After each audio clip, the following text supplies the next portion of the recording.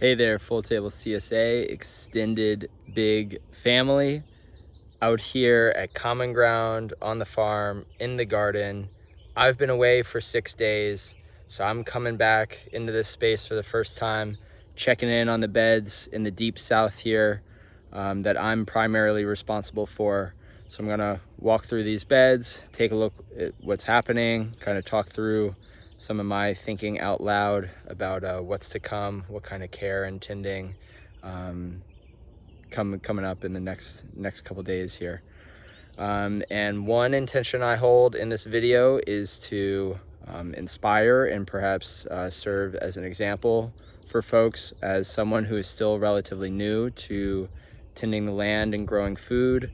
Just 2.5 years here in North Carolina, 1 year permaculture apprenticeship in Costa Rica. Before that, I had tended to a single snake plant for just a year or two in my life, an indoor plant. So very new to tending plants and growing food, but if I can do it, you can do it. So let's see what's going on here. The Jerusalem artichokes growing well. There's a couple empty spots that I snuck in some flowers that look pretty happy. Apparently a couple nights ago we got a surprise 1/2 inch of rain, which meant that a lot of the plants down here are happier, and other folks on the team didn't have to come down here and water because I haven't gotten the drip tape hookups in yet. That'll be something I do today or tomorrow. Last year we didn't irrigate the sunchokes at all, besides maybe 2 hand waterings or maybe 3 hand waterings, and the yield wasn't that good. We had some dry spells in the summer, so we're thinking we need to get 1 drip tape in both beds here. There's 2 beds, even though they're all overgrown, you can't really tell. And yeah, the drip tape will just mean we can give some water to the plants and the microbes in the soil, so that everyone can have more vigor and vitality as the summer progresses, even during the very dry bits. One thing I'm noticing that I will want to do is this plant here, Johnson grass, top 2 candidate for best zombie apocalypse plant out on the land here. Just amazingly prolific, grows these zombie-like roots underground that stay alive forever. So if you let this plant take off and go to seed, you'll just be dealing with this all over the place. So I will probably dig this plant out by the roots, get that out in the lawn to dry out. Yeah, Bermuda grass and Johnson grass are my very, very low tolerance plants in the garden space because they go crazy. They don't need any help, so gotta cut them out. Okra, wow. These have definitely gotten even happier. Something is eating some holes in them. Oh, and there's horse nettle. That's another plant that, oof. This one there. See those spikes? Yeah, not nice to step on. So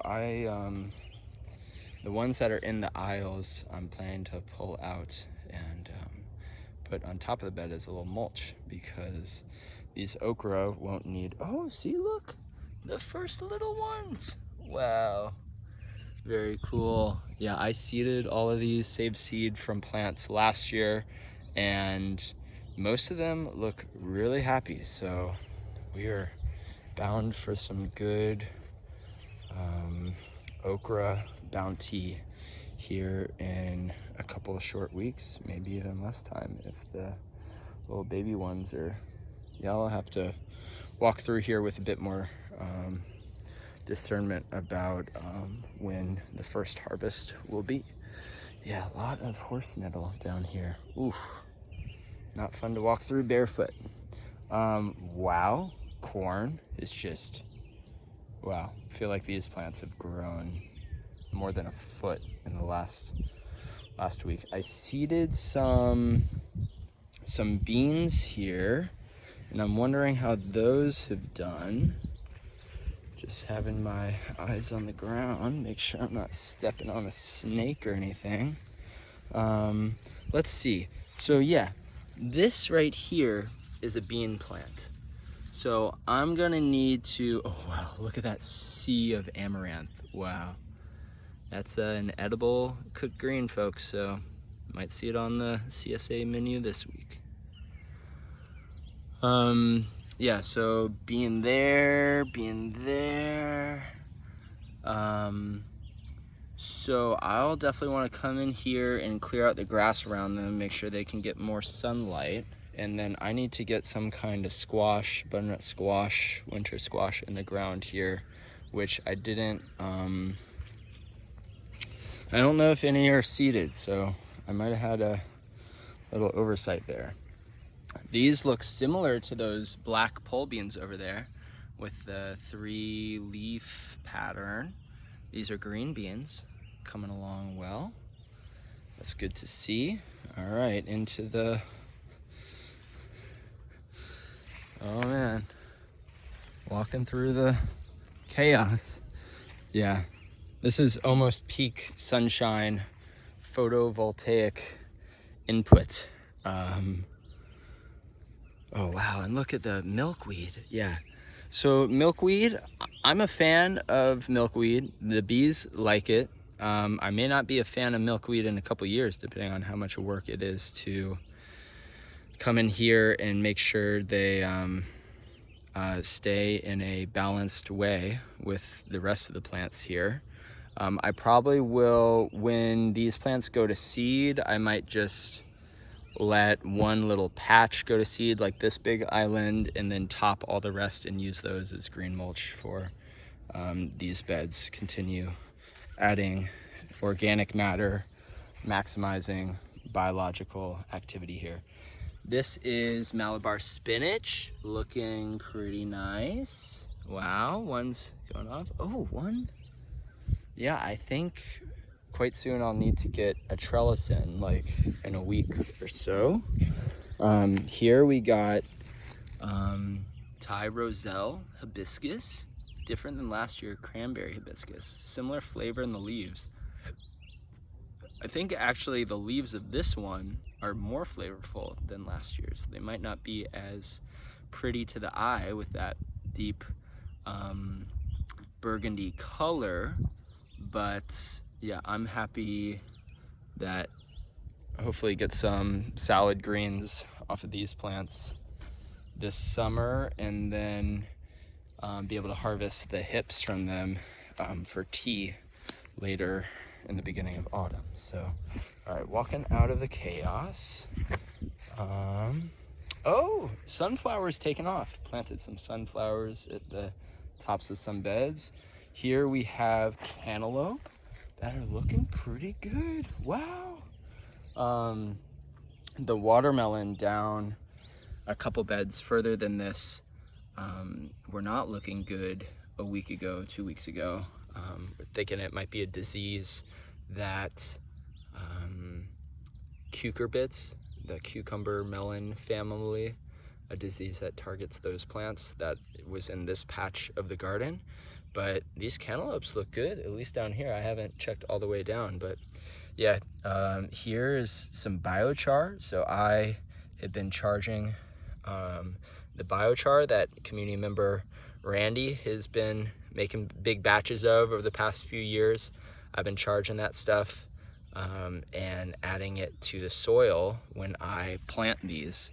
So a lot of these beds in the south have gotten a good dose of biochar, which has a lot of micropores inside that both hold on to nutrients and create habitat for soil microbes and organisms.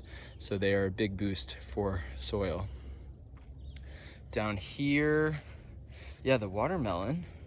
Wow, see, like that's a happy watermelon plant and that's a sad watermelon plant, you know? Like they're planted at the same time. One is thriving, one is struggling. And I don't know what the common denominator is besides maybe this disease, because the soil should be very similar, but you never know. This tall plant that's going to seed is milky oats, and one of the herbalists in the community, Abigail, will be coming to harvest this in about a week, and that will create space for, oh wow, some tomatoes. Oh man, they're not quite like the rubies of strawberries, but they're like cornelian. They're definitely a nice precious stone there. Wow, look at these. These need to be harvested. Goodness. I've been away a week. Oh, and I have some tying up of other tomatoes. That's a sad, man, they're falling down. Uh-oh. Oh, wow, yeah, it's kind of when, I definitely, plants and animals.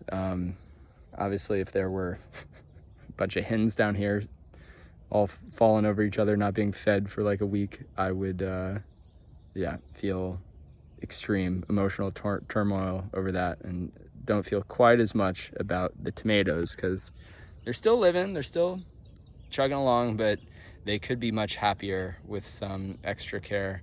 So I need to do that over the next couple days here, tie them up. So these are this is cotton. Got a few cotton plants in the ground. Excited to see how those grow and what harvesting them might be like later this summer. That's an experiment. I got some flowers in the ground. Here, some aster. I'm not gonna walk. It's already been a 12-minute video. I'm not gonna take people all the way in. Oh, what's this? That's gonna flower soon, I think. Yeah, so I'm every day my ecological literacy increases here. Thanks for all the viewers that have stayed with me for 12 minutes. Does anyone know what plant this is? That's tobacco, planted some ceremonial tobacco. So it won't be for smoking, it'll just be for making offerings, getting into the fires, listening with the heart. So finally, here on this side, this was a patch of, well, this is lamb's quarter. They're happy. They're happy in a lot of places. This flower's popping off. I forget what, Doug planted a patch here last summer and they self-seeded, and so now they're looking pretty vibrant. Wow, there's so many of them. Good for table settings. Oh wow, this patch of sweet potatoes is leaving something to be desired. Okay, I need to dig out more Johnson grass here. Yeah, see, look, I think those sweet potatoes were planted after these ones, but they might have been planted at the same time as these here. And look at that row compared to the patchiness of this one. Maybe I didn't plant them dense enough. Yeah. Anyway, in conclusion, a lot going on down here. 15 beds, and I am primarily responsible for most of them. There is a 50-foot patch of cowpeas that another friend of the farm has planted and be the primary responsible person. And there's some things like the Jerusalem artichokes, the sunchokes, that are perennials and need much less management and tending than the tomatoes here. Yeah, management, that's a word I want to compost and start using. Tending, caring for, supporting, because managing that's like an emotionally very draining word in my opinion, in my experience. But yeah, how to tend this place. A lot going on. I got my my work cut out for me. It's a beautiful learning journey though, because yeah, 2.5 years ago I knew nothing about growing food here in North Carolina, and I had a little bit of agroforestry and a tiny bit of gardening experience as part of my permaculture apprenticeship in Costa Rica. Much different context down there, so I've learned so much about the various plants that grow, the weeds, various organisms around, and how to be in good relationship with that dynamic ecology here is a daily learning journey, and grateful for anyone who listened to this. And next Thursday, June 19th, is the third Thursday farm dinner, so come on out for that. Bring your families, it'll be a good time, and catch you later. Thanks.